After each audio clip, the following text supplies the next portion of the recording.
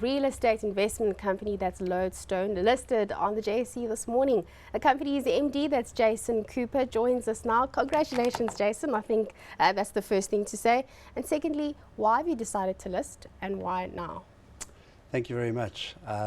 We think it is an opportune time to list at the moment. The market, the property market, is in a good space at this stage. It also, the platform that it gives us, listing as a real estate investment trust, is a great platform for us going forward to grow the business. So the property market in South Africa, there's been talk that are we reaching a property bubble? We've seen a lot of companies that are in the property space that have listed. So what are you bringing to the table that is different?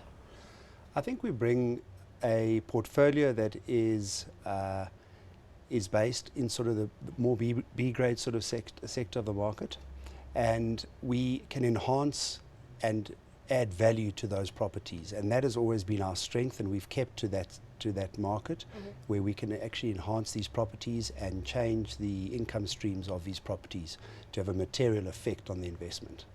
So you have exposure to the retail space as well as industrial. I was just looking at your portfolio and the number of acquisitions that you've done. So you started back about 2011. The latest one that you did was in Limpopo. You've got shopping centers in KZN, in Gauteng. This is also in line with what you want to do. Any more acquisitions that you are eyeing for the next year?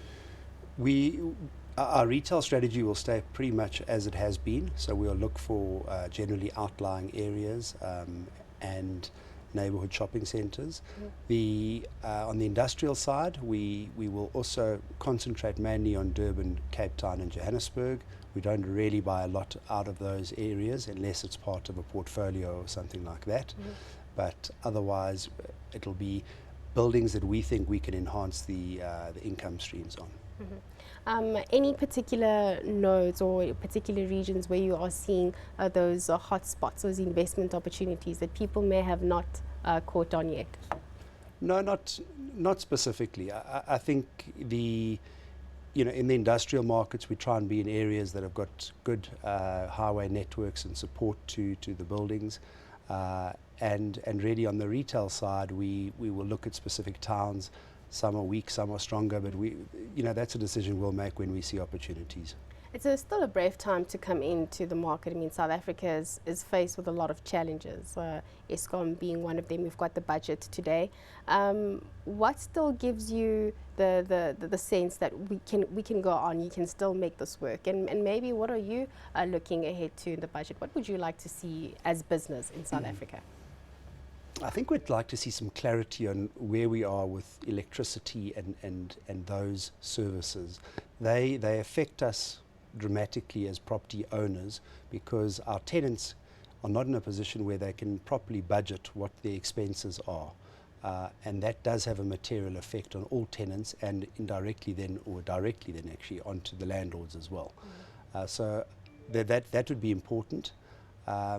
Going forward, though, we will also look at overseas equities to put into the portfolio as well. Let's talk about those overseas equities, because you also mentioned your abroad business. Where are you looking particularly? We would probably, we associated with a company in NEPI and who are all in Eastern Europe. And we would probably look to look in the Eastern European sort of markets where we've got presence already through other companies.